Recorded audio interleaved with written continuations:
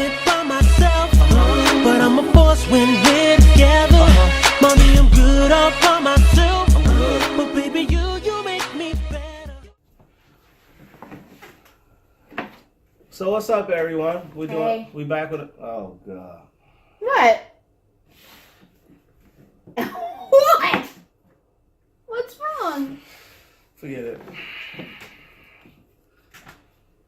Yeah. So we got a request for this video, and we're gonna do this video. Shout out to you, Christian.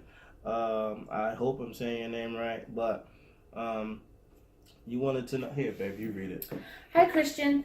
So you wanted to know what both of our perspectives are on dating prior to marriage, and when did we each know we wanted to do life with each other? So, do you want me to go first? No, I'll go first. Okay. So, for me, life before my lovey, life before me was honestly a game. It was a game for me. It was I wasn't being technical. I was honestly just looking for booty. Honestly, there was a couple of girls that I really liked, but you know what I mean? It was more, I would just dash and play, dash and play, dash and play. I just wanted to play dash. That's when I was younger. As I started getting a little older, like older in my teens, I still was doing that. You know, just finding girls, just doing what I want to do, just hanging out, being out all night, playing and dashing, you know, drinking, just having fun. Really wasn't thinking about nobody. There probably was a couple of girls that I liked a lot, but me, again, playing games. So, and that's what I did for a very long time until I met this one. I met her, and I wanted to I wanted to do the same thing with her. It was me being afraid of being in a committed relationship. I didn't want to be in a committed relationship. But in the beginning, I don't think neither one of us wanted to be with each other, especially with my wife's predicament, which she'll tell you about. But I think she saw me, and when I was younger, you know, I was 80 pounds lighter. I had hair. You had a lot of curly hair, John Legend looking. So now I'm a chubby, something. He's But still cute. And I was just into my own thing, you know what I mean? I was working, doing my own thing. I wasn't really looking for anything, and he's still cool with me. Her cousin was my friend, and we worked together. So that's how basically me and her met, because of her cousin. If you guys didn't see that, go watch that video, how we met. And that explains on that part what I just said.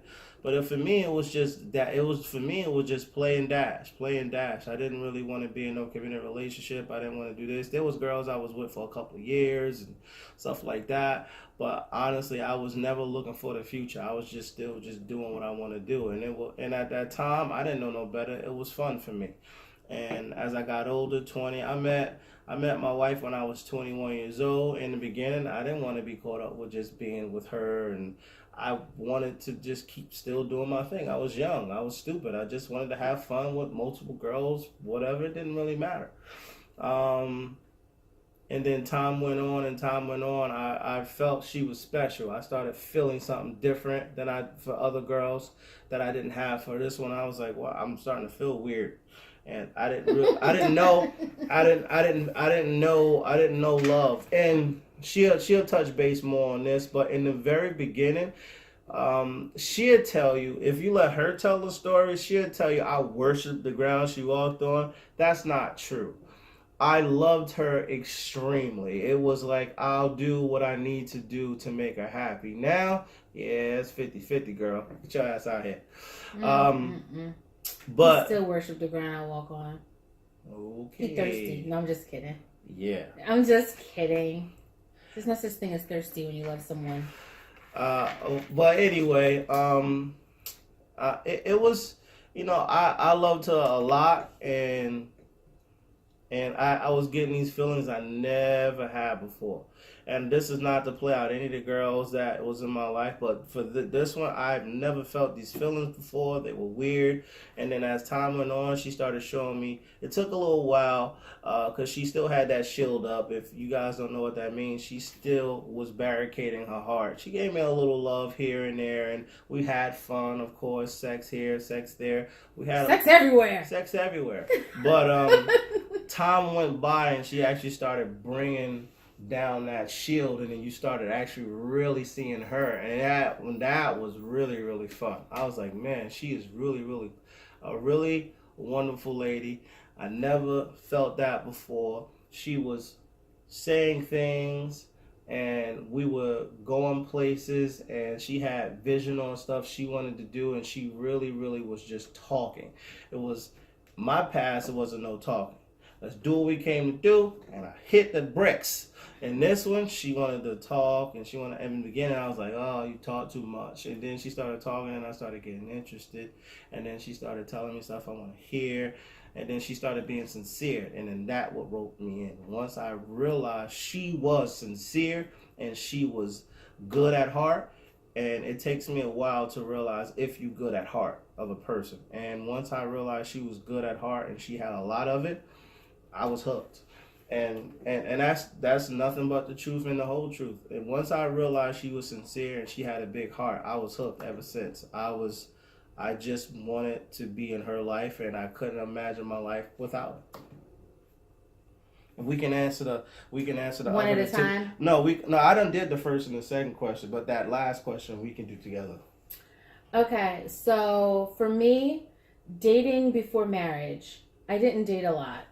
I had 3 boyfriends and married 2 of them. I had 5 people that I talked to in my life in total. And so I'm not big on just casual dating. If I'm intimate with someone, I'm thinking about being with them for the long term. Like, it's not a casual thing for me. So when I met Ron, I was going through a very difficult time. And again, you can watch that in an older video. I was going through a difficult time. I was going through a divorce. He was there for me through all of that. And, you know, some people think that people are like, I was bitter after that first time, but I really wasn't bitter. I was just guarded. And I never blamed Ron for things that the other man did to me. I never blamed anyone else. You know, that was his character flaw, not Ron. So I didn't blame him for those things. And people like to say, oh, well, somebody's bitter after a bad relationship or a bad breakup or whatever. But just because you're guarded and you're very particular about going into the next relationship doesn't make you bitter. It just makes you careful, and you learned a lesson. And I felt like I did learn a lesson, and I wanted to be careful. And when I was dating Ron, I saw a lot of good in him, but I also saw that roughness, and it was something that I really wasn't used to. Like, I have friends that are, like, male friends who are rough and stuff like that, but I wasn't ever romantically involved with them. So for it to be someone that I'm thinking of being romantic with, it was exciting and scary, and I was unsure, and, you know, just a lot of emotions going into that. But again, like I said, I don't date lightly. At that time, I was thinking, oh, you know, I'm just getting out of a relationship, so I'll just date, chill, see what happens. But, you know, 2, 3, 4 months into it, I was really starting to dig this guy, and we ended up moving with each other really fast due to circumstances. I was looking for an apartment. He was looking for an apartment. Instead of getting separate apartments, we went in with it together. And that sealed the deal pretty much. Like, we went through all the ups and downs of 2 strangers living together who don't really know each other, different attitudes, different ways of life. And a lot of times when we got into arguments, he would pack his bags to leave because he was always expecting for me to kick him out. And one day I said to him, you remember that? we would have a bad argument, and then he'd start putting stuff in bags. And I'm like, where's this guy going? Like, every time we get into it, he's ready to bolt. And I said to him, like, either we're in this or we're not. Like, just because we get into an argument, that doesn't mean we're breaking up. Like, we can get into an argument and not break up. Like, you don't have to leave every time we get into an argument. And so then I was like, stop leaving. Like, just stop. And, you know, then we started working our stuff out because running gets you nowhere. But again, he was young. I was Real also talk, young. men. I women. was also young. But, you know, I had long-term relationship experience. He didn't because he was a serial dater and I was not. I had just come out of a 4-year marriage. So I'm used to staying the course and figuring shit out and trying to make it work. And although we had only been in this thing... Did you say the F word? Although we've only been in this thing at that point like 6 months or less. And I'm like, I don't date just for the sake of dating. I'm going to really see where this goes. And if it's not going anywhere, then I'm going to cut it and I'm going to move on with my life. Because when I met him and we started getting serious, I was actually in the process of getting ready to seriously think about moving to California. I had sent out my resume. My friend who lives in California was going to start looking for apartments for us. Like, I was going to go. Then I was like, okay, I'm meeting this guy. He's pretty cool.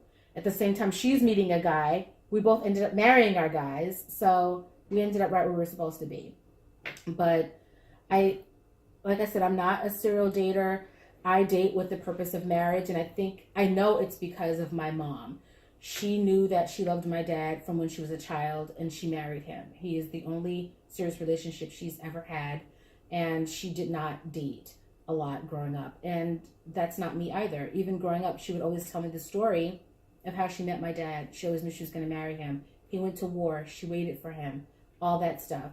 And to me, that was like romantic as heck. If you guys want to hear that story, y'all want to hear Nana and Papa talk about that story, we can do that in the Raw Madness. So if you guys request it, we will bring it to y'all. We'll interview them. We'll bring it to y'all. Y'all let us know. We won't do it if you don't want to. And not just one person. You people that are watching, I'm talking to you. Also, offensive. You. Offensive, I'm talking to you. I noticed you've been peeping our videos. Shout out to you. Appreciate you. So, you know, I grew up and my mom always said, you know, having sex with someone is special. Why I keep saying offensive? It's offensive. I thought it was offense. No, offensive. Okay. Offensive neo-realist. You know who you are. So, you know, my mom would always say, you know, you don't just have sex with everybody. It's not something casual. It's not something to go into lightly. And she never said, you know, don't have sex or anything like that. She always told me when you're ready, you know, talk to me about it. But I was never ready. I ended up marrying the first person I had my sexual encounter with. Because to me, it is valuable and it is special. And it's not to be given away easily. So, you know, Ron and I, in the beginning, like he said, we had a lot of sex everywhere, all the time. It was mad fun. We had so much fun. And it was uncharacteristic for me. And I wouldn't change anything about it because, like, we were in lust for a long time. And it was fun. And we had a good time. And I had never had sex with anybody the way I had sex with him. And it was so different. And I even used to talk about it to my girlfriends. And he hated it. I know he hated it. But I was like, this guy's just blowing my mind, okay? So it was a lot of lust in the beginning. And then, you know, those late night phone calls and talks and getting to really know each other just... You know, that's when you really get to know someone. When you're just laying in bed and the lights are out and there's nobody else around, no distractions, and you're just having like those deep conversations with the lights off because you can't see each other and you get that courage to just say whatever when there's no lights on for some reason. And, you know, those times are special and I still cherish them. And like even when I go away on vacation without him now, or he goes to some stuff with his family in upstate New York, we talk on the phone late at night. It's so special. Even though we've been together 20 years now, those phone calls are still important, and it's always still important to stay connected. And just thinking about all that stuff back right now is just special. And he's a great guy, and I'm glad that I get to do life with him. So I guess we can move on to how we decided to do life together. I didn't know. excuse me, like I went back and forth on it because I'm like, I didn't really want to get married again. To me, marriage is overrated. Didn't need it. I'm not one of those women who need to be married. When I was younger, I wanted the fairy tale of being married, but having been married and it sucked, I didn't want to do that shit again. Well, So, being that she doesn't know, I'll give you guys a quick story on how I knew I wanted to marry.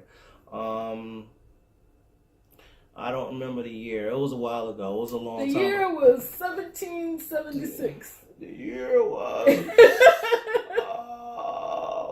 It was 1915. No. Yeah. It was a time when I went to jail and nobody had no money at all. I mean, we talking family, friends. Nobody had nothing. And if I wasn't getting out, I was doing 6 months to a year in jail. I needed bail. And I didn't have the bail. And I couldn't talk to a bail bondsman. And literally, I had nobody there to actually go do it for me on the street. And I had one phone call, and I had to make that phone call good because for some reason, where I was locked up at, the cops they wasn't hearing nothing. It was like you have to play it smart, and if you play it stupid, well, that's on you. And so I had to be smart when I went in there. So that day when I went to jail, it took me maybe 2 hours. I had to really contemplate who to really call. And my phone call was to her, and I said, "Look, I'm in jail." I said, "If I don't get out of here today, I'm not getting out for 6 months to a year. I ain't getting out. So what we need to do is, I got some money. Get that money out. See what you can get out, and see what my family can do." Well, needless to say, is a lot of that failed. I had my money. She had a little bit of hers, but it still wasn't enough. We didn't have no money. And this woman went everywhere. She even asked her own father to help get me out. And imagine how that went. We were only to date like 3 months. Yeah. Dad, can you help me get my boyfriend out of jail? And this is not to down talk on anyone, but nobody had no money and nobody can get me out. The bail was a nice amount at the time when I was in there. I think I was 21, 22 years old, and we didn't have no good jobs, and the bail was a really good amount. It was a good amount.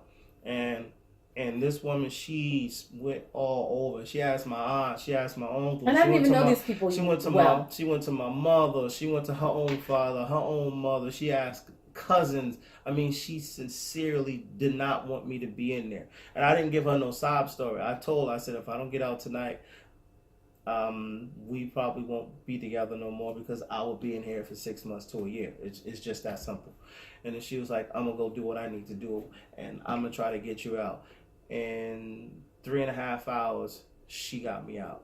Ever since that day, I knew I did not want to let her go. And that's the reason why she was with me, because that showed me she was about me. She was dedicated to me. She loved me, and she cared about me, and she didn't want anything bad, wrong, or harm done to me. And for me, that's my loyalty right there, and that's my heart, and that's when she became everything to me. That night is when she became everything to me. And you have no idea how scary that was. I don't mess with people in jail. I don't talk to guys who do shady things. And for him to call me and be like, I'm in jail, first I immediately cried, got off the phone, and I was like, why am I with this dude? Like, I don't need to be here. Like, I could just go on about my life and cut my losses, drop his stuff at his mom's house, and be done. But that's not the type of person I am. Even if we weren't going to be together, there is no way I could leave him in jail. No way. Like, I just can't. I couldn't do it. So I did what I had to do. Asked who I had to ask. Some of his family came through. My dad came through with the bulk of it and did what we had to do. And it took me like a year to pay him back that money. Yeah. But I couldn't let him sit in jail. Like, you know how I feel about jail. I ain't going ever. So yeah, it's I just couldn't see him there. And even though like he was this rough guy and like really dangerously exciting for me. I was like, nobody can go to jail. You can't go to jail. Like, I can't let this guy sit in jail. I couldn't do it. And he was, such a sweet person to me, toward me, that I just couldn't do it. And for me, when I knew this was it, like I said, I didn't want to get married again. I didn't grow up I grew up wanting to get married, but after doing it for 4 years, I was like, I don't need to do this again. I'm not one of those girls. I could have dated him. I could still be dating him now, 20 years later, and never need a ring. Like, some people, even when we were dating, like, we dated from 1998 to 2006. People were like, what are y'all waiting for? We're not waiting for anything. We're just living our lives, having a good time. Like, we're committed to each other. Don't need a ring to be committed to someone. All it needs to be is in your heart, in your mind, and in your actions. And I don't care what anybody says. And people can say now, oh, it's easy for you to say because you're married. Well, we did it outside of marriage, and I was totally fine with it. And honestly, the only reason that we got married was financial security, because I was about to go into surgery. We had things together, cars, bank accounts, all kinds of stuff. And if something bad happened to me, I wanted to make sure that he got the stuff that was in my name and not my family. So it was more of a practical thing and not as romantic as some people might think. It was more of a practical thing. Although I love him with all my heart, can't imagine being with anybody else for the rest of my life. I could have done that without getting married. I could have done it without that part. But I'm so glad that we did it, and I wouldn't change the way it happened or anything about our lives together, because now that I am saved, being married takes on a whole new meaning, and it's so much more special because it's that promise from God that I have this person, and I vowed to love him and honor him and cherish him and all that stuff, and I mean it. And sometimes when I'm having a hard time in our relationship, because let's face it, you're going to have a hard time. Like, you're not in love 100% of the time, all the time. There's some time where you're not in love. You still love this person, you still like them, but you're not in love with them. And there's sometimes you just don't like them. But you have to see the bigger picture, that, you have to remember why you chose to build a life with this person. You have to remember your vows and that covenant. And sometimes I do say the vows to myself. Like, I know them by heart because I've said them to myself. Like, okay, he's being an asshole. I promise to love him and to cherish him through sickness and in health. His assholeness is a sickness. So I'm going to love him through it. And it works for me. And you have to do whatever you have to do. Like, I remember there was a couple, a celebrity couple. They renewed their vows every year. It didn't work out so well for them. They're divorced now. But I thought that was so nice, because, like, are you doing it for the publicity? And I don't know their hearts or what they were up to, but, for me, I would love to renew our vows again, like, because it's just so special. And I don't need the party. Like, we just went to the judge the first time. I don't need the party and all that stuff, but I would like to get married in a church again. And I would like to just, like, re-cement and recommit ourselves to each other, because we've been through a lot. And I think that commitment is so important, just to remember, and in your hearts, and just do it again, because, we're in different places in our lives now. And honestly, I wouldn't change anything, because even the hard stuff has brought us where we are today. And I think that we were going down a wrong path for a little while. But the bad stuff, although it was devastating, it helped us to have a different respect for each other. And our love is deeper now, I think. At least I can speak for me. My love is deeper for him than it was before, because of what we've gone through. So I think, spending our lives together didn't happen, like, in an instant. It was gradual. No fairy tale here. It was gradual over time. And even after getting married, it was still a gradual thing. Even when we were saying our vows, I can't say that I'm like, I knew without a doubt that I'm going to be with him for the rest of my life. No. Yeah, no. I honestly didn't. You don't know. There are no guarantees in life. You can just be as sure as you can and then take a chance. Yeah. That's it. Yeah, it was no fairy tales here. We everybody wants to hear a fairy tale and like, oh, but You know, it was no fairy tale here. Everything was a grind for us. Everything was work for us, and we still working, and we're gonna continue to work. And people think we're so, special, and I appreciate that, and I'm honored that people think that. Like, people always say that I want what you and Ron have, and I'm like, I love what we have, and I'm not discounting that at all. But these are goals for us. People like hashtag goals, and people have said that about us, and I love that. It makes me proud. But you have to want your relationship, because you only see what we allow you to see. And this platform has opened us up a lot more to sharing. Like, especially me. There have been things that he's like, especially me. In the beginning, he's like, I eventually want to talk about this. And I'm like, absolutely not. I don't want to talk about that. I don't want people knowing about that. But now I'm like, you know what? If we can share our struggles and be a blessing to someone else, and maybe help someone else and heal someone else and help them be more forgiving and more grace-filled and more patient in their relationships, whether it's a romantic relationship or friendships, I'm all for it now. Because what are we here for? We're here to be a blessing to other people. And, God has given us so much. We're not rich by any stretch. We're barely probably middle class, but we still have so much. And we've been blessed. You don't just hold it all for yourself. It's to share, whether that's tangible things or intangible things. You're blessed to be a blessing, and you don't hold it all for yourself.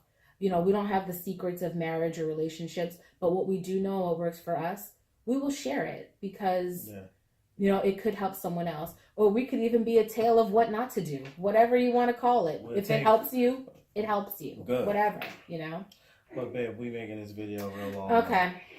It's the booze, maybe. I do want to say this. On this platform, man, I understand my channel. Our channel, for you guys that don't know, I am Ron G, and this is my wife, Dawn. I'll call her Lovey. That's the name that I gave her. That's the name that she always wants to hear from me. So you guys see her, say, what's up, Dawn? What's up, Ron G? That's who we are. That's my name. That's not a nickname. That's my name. And Ron G. Ron G. That's my name. That's my first and my that last G. Initial. That's my last initial. So that's my name. And don't wear it out. Wear it out. Blow me up if y'all want. You know what I mean? Because I appreciate when you guys ask for a video, you said this, that. It gets us excited. It's starting to let us know that you guys want to hear what we got to say. And let me get back to what I was saying, because I noticed this video is on like 27 minutes now. And this platform that I'm doing on YouTube, I do everything. I do unboxing on the stuff that I like. We do pranks. As you see, my pranks are fail. I am not good at practical jokes. I'm glad, because I don't like to be joked. She don't like to be joked. But we do challenges here. So if it seems like we everywhere, that's how I like it. I like a little chaos. Life is messy. I like a little chaos. I like a little messy. And my channel is messy. And I'm okay with that. For all you people that are saying, why you do this and why you do that, which nobody has said that yet, I just hope you guys send this video to them to let them know this is the reason why I do it. I like to be messy. I like to be a little bit all over the place. It keeps me on a different platform, and it keeps me doing all types of stuff instead of one thing. I don't want to be known as one thing on this platform. I want to be known to just do multiple things. Whether I fail or succeed, I really don't care. But I prefer to do multiple stuff. And that being said, we out. Bye. Who loves you, baby? Now go home. Bye. Get out of here. Thanks for watching. You ain't gotta Share, go home. subscribe, tell your friends, tell your family. You ain't gotta go home, but you gotta get the hell out out of of here. But they not in here though. It was a joke. I know. All right, bye.